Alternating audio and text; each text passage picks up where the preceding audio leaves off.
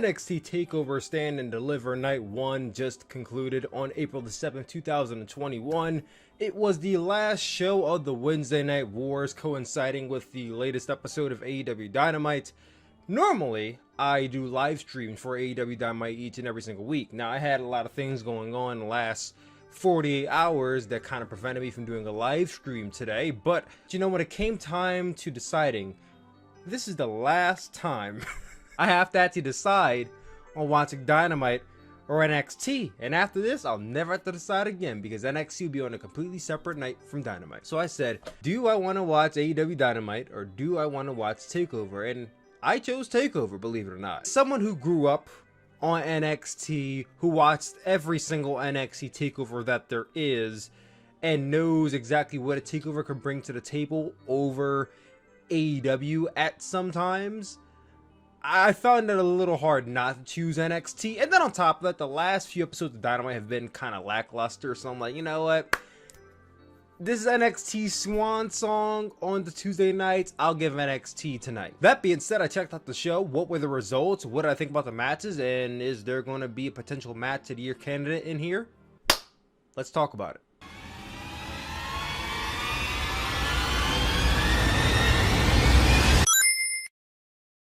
Yo, what is going on, guys? It is your boy Tyler-kun Williams, aka Tyler Mask, aka Suplex with 2 O's and 2 X's if you're on Twitch, aka the one who lived. And guys, we are here to talk about NXT Takeover Stand and Deliver. This was the very first night, as we will be getting another night tomorrow, Thursday, 8 p.m. Eastern Time, exclusively on Peacock. Now, first things first, I did watch this show on Peacock to get the live experience of how it is to actually watch shows through the application. And I can honestly say that it flowed pretty well. You know, it didn't really feel like the network much. I felt like I was just watching a live stream through another website, which I basically was. But I had no hiccups, and above all, it was actually commercial free on Peacock, so that was actually a really cool little perk we got with today's, edition of Takeover. I can't say the same thing for tomorrow's edition, but today it was commercial free and I enjoyed no commercials. Now, with all of that out the way, let's actually dive into these matches.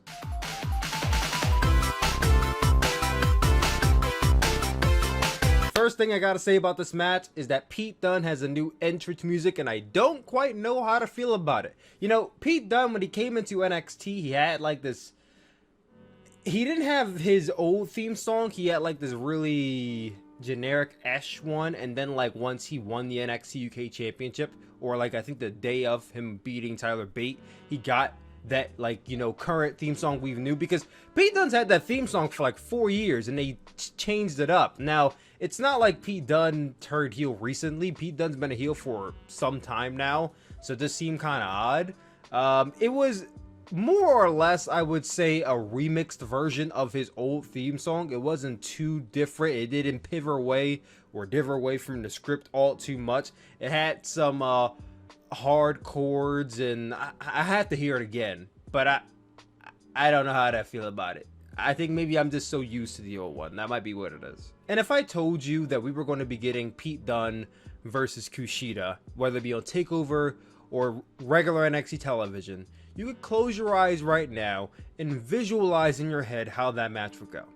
Well, I'm here to tell you that it more than likely went exactly how it went in your head. I mean, it's nothing wrong with that either. It was just really what I expected from these two. It wasn't anything too different, and it was pretty fair for what I got. A lot of mat-based action, lockups, chops from start to finish. I didn't really have a problem with it. I think one of the coolest spots of the match is when Kushida went for his springboard that he does, where he does that like little handstand on the rope and then he backs up and does like the kick. Well, he does that, but Pete Dunne slides underneath the bottom rope and then like takes him out. Like, that was really cool. That was the coolest spot of the match. I mean, everything else is kind of blended in with it, but it was still enjoyable. Pete Dunne actually ended up getting the pin with the bitter end and scoring the victory for his, I should say, fallen team. No Pat McAfee, no Danny Burch. I believe now only Lorcan is probably sitting on the sideline, so it's really Pete Dunne carrying his faction. and he got the win for them. I love the fact that Kushida's really selling his hands throughout the entire thing. Even after the match is over, you see him just clutching his fingers because Pete Dunne was doing the joint manipulation thing. It was really cool. Like I said, I thought it was I really want to say it was a really good match, but like it wasn't that good. I don't even know if I would say it was even good. It was, at its best, it's a good match. I'll give it 6.5 out of 10.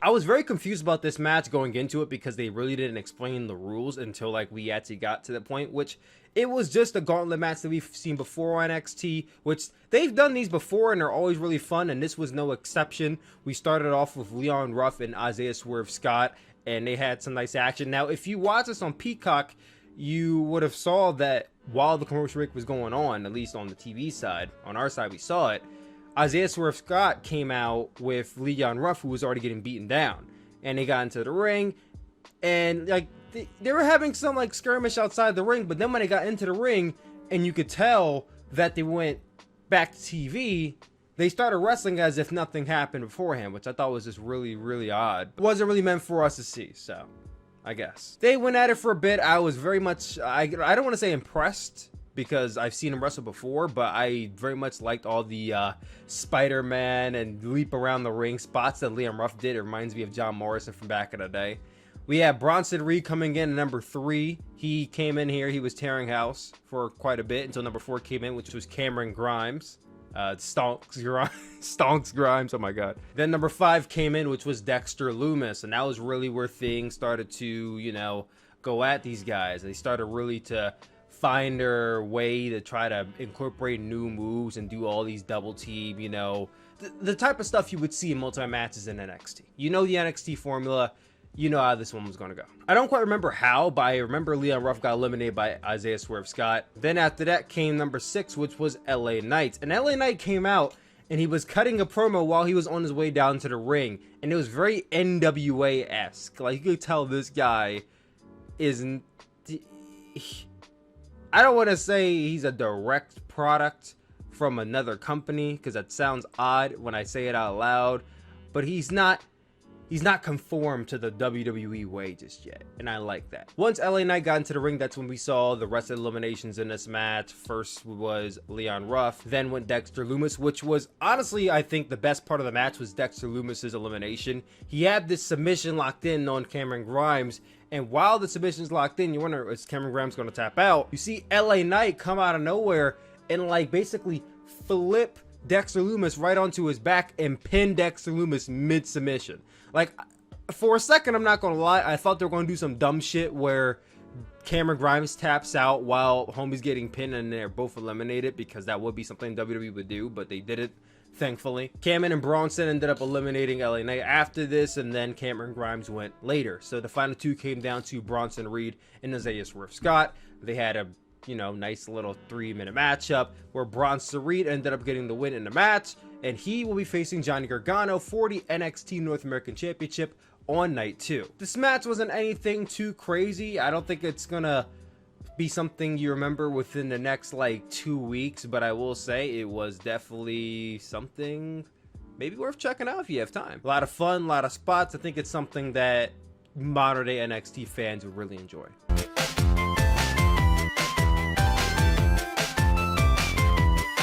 This match right here, oh my god.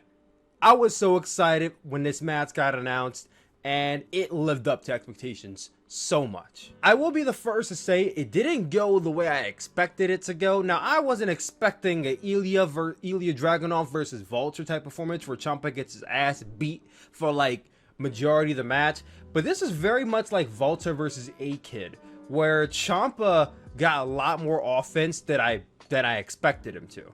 So like Ciampa is in here, he's laying in these goddamn chops to Vulture. Like, you know, Vulture's like the fucking master of the earth-shattering chops. Ciampa, I don't want to say his chops weren't nearly as close. I mean, they really weren't.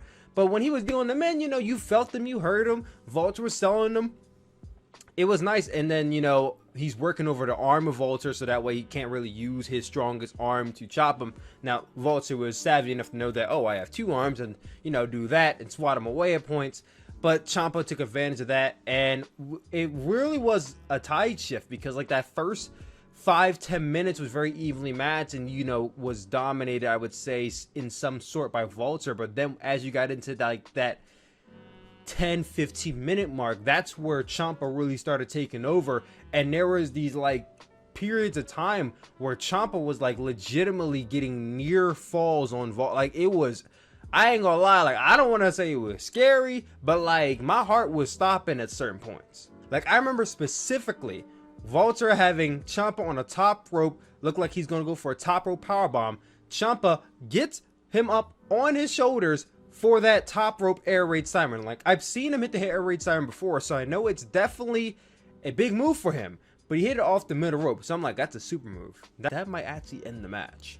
So then he goes for the pin, and Walter does like one of the biggest Kurt Angle kickouts I've seen in a while. This dude kicks out at 2.99999. Like I thought for a split second it was over, that Ciampa was gonna be the new NXT UK champion, and I was like, oh my god. Like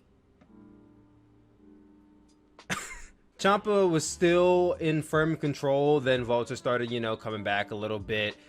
He went to the next spot where he's stomping on the neck, chomping at the neck, and then he hits a powerbomb, goes for the pin, and Ciampa kicks out. Now Ciampa's getting in near falls, and it's like, oh, so now we're getting like this New Japan-esque NXT UK British wrestling mix of a epic type ending. And then we got to the finish, and I was like, oh. So after all that long battle they went through, Walter hits a half Nelson suplex onto Ciampa, which Ciampa basically gets straight up from. And then he hits one swift chop straight to the chest of Ciampa and gets the pin to retain the NXT UK Championship. And I was just sitting there like, this man lost by a chop. Like literally chop to the chest, and he gets pinned. I didn't think there was more of a disappointing finish to such a damn good match than I saw right there. Like, I know Walter's, whole get up and shtick is that he can end the match with any move, not just, a sleeper hold or a pop. Like, he can end it with anything, and that's what I love about Walter's character and Walter's persona. But a chop is one of those moves that he does to, I don't want to call it a heat spot, more or less. But when it's coming, you're going to knock the air out your opponent. Now, I know to an extent, the story might have been that, oh, he knocked the air out of Ciampa, and that's how he, maybe incapacitated him that way. But it's a chop. Like, how does a chop end the match? Like, that part I can't get over. And I feel like, for that matter, I wanted to rank this match a lot higher, but I had to knock it down because the finish really, I don't want to say it didn't ruin a match, but it definitely messed up how I saw the match. Like, a little bit. Like, it was going to be an 8.5. I had to knock it down to an 8. So, Walter, Ciampa, really good match. Match of the night. Did not like the finish, but I would still rock with it. 8 out of 10.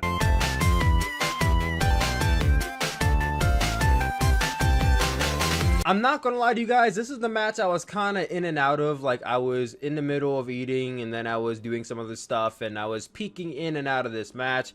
There was a lot of high flying and, triple tag team moves that you would come to expect from MSK and GYV. And I talked about this on the Chillspo podcast. I still don't understand why GYV needed to be a part of this match. Like, I get that NXT really loves Zach Gibson and James Drake. They're a really damn good tag team. But considering they were in the finals of the Dusty Rhodes Tag Team Classic and they lost, it just seems like the winners being in this match makes sense. MSK should definitely be in this match. Legado del Fantasma, you can make a case for them. I don't watch NXT, so I don't know what they did to be involved in this match, but I'm going to assume that, they've been getting a lot of wins lately. But with GYV, it's like, well, you guys lost, so what are you doing here? Like, this is almost a rematch involving Legado del Fantasma. That's kind of how I felt coming into this match, and I think maybe that a little bit kind of had me a little bit out of it, because I just felt like there was no place for GYV. Now, like I said, it was a good match. I felt like there was definitely, they made it work in this match with the dynamic these guys had. but I did feel like they really need to be in this match, in my opinion. MSK did end up getting the win in this match, hitting their tag team finisher onto Zach Gibson to become the new NXT tag team champions. Very emotional moment for those guys. I was very happy to see MSK finally get the gold. It's kind of crazy to think that MSK like just came into NXT, I think in January or like maybe a month earlier. They're still fairly new to NXT, and I don't think they've lost yet. I mean, they won the Dusty Classic, and then they're the tag team champions here, so they almost had the Rocket Extract on it. They're a pretty dominant tag team in this division. And very much worth it. They're a really good tag team. Sucks Trey Miguel didn't go with them to NXT, but you know, from what I saw, I think I enjoyed this match. I would probably rock it a 6.5 out of 10.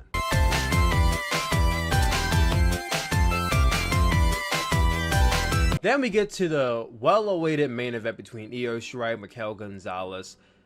And Io Shirai's been champion at this point for nearly an entire year. She's been beating people left and right. She's been a really great champion, having some of the best matches in NXT each and every single week because she is one of the best wrestlers in the world. And yet Raquel Gonzalez has been built up as basically the beast of NXT, basically the Shayna Baszler, Rhea Ripley of the women's division now that both of those women are gone. And I feel like she's fulfilled that role very well from what I've seen of her. And I remember Reina Gonzalez from the very first Mae Young Classic, and I remember seeing her and being like, there's something there with her. I don't really know what she's missing, but there's something there. Second Mae Young Classic, I'm like, okay, she looks a little more developed, but there's still something missing with her.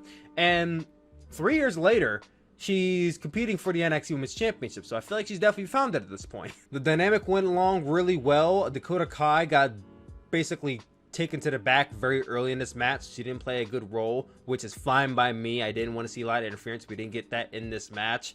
Raquel Gonzalez, I don't want to say she threw Io Shirai around like a sack of meat throughout this match, but Io definitely struggled at points, and you know, that's the kind of vibe you want to go for when you have this monster heel going up against this you know, I don't want to say underdog, but like, you know, younger, smaller babyface. Coolest spot of the night was Io Shirai getting Raquel outside the ring, going up to the ramp. Io Shirai goes to the top of the skull, which is basically like the little logo thing for the show.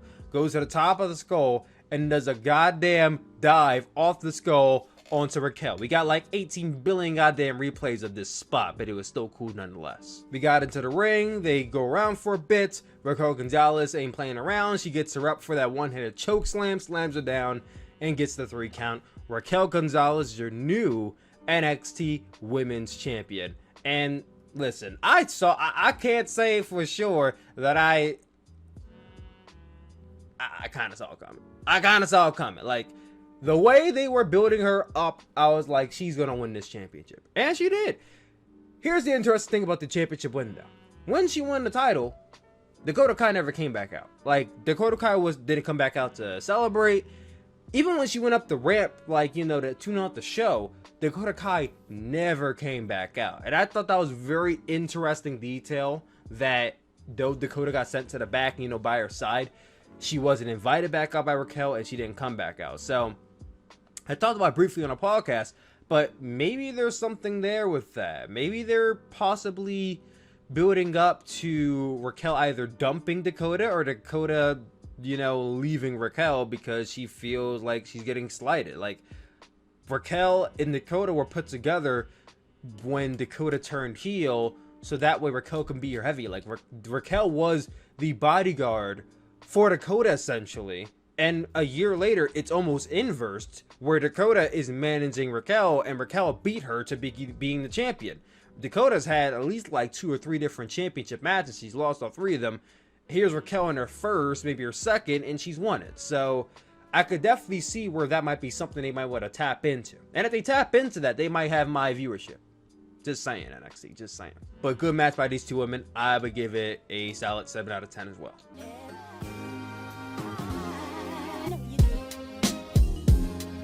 And my final thoughts on NXT TakeOver Stand and Deliver Night 1. I thought overall it was a good show. There wasn't anything on here that insulted me, that felt like I probably should have turned into AEW Dynamite, which I heard wasn't really that good, so maybe I made the right choice. I thought overall it was a good takeover. I think when you take it into the lineup of takeovers we had in the past, it's probably going to fall somewhere in the middle, maybe closer to the back end than the front end. I mean, the last takeover we got, which was Takeover Vengeance Day, will go down as one of the greatest takeovers of all time. This one is nowhere near close to it, but I don't think it's something that we should just brush off as, oh, well, you know, it's another episode of NXT. Like, no. We had good matches on here. We had 2 championship changes. It's definitely a noteworthy show. I would probably... We're going to knock this down to 5 stars. Now we're going to go the Dave Meltzer route with this one. I would give this show...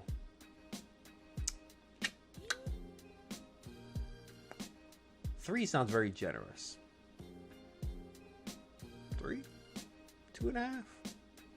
I'm going to be very, very Dave Meltzer here. I'm going to give it a 2 3/4. 2 3/4 out of 5 for NXT TakeOver Stand and Deliver Night 1. Did you guys check out the show? What did you guys think? Comment down below. Let your boy know. I'm about to head up out of here. Love you guys as always, and I will see you all later. Make sure you guys check us out on TikTok. SOOPLEX. We also have YouTube channel memberships. You guys can actually join the channel and get some cool perks that will unlock new videos, new types of things on the channel we're doing in the future. But I love you guys as always, and I will see you all later. Peace.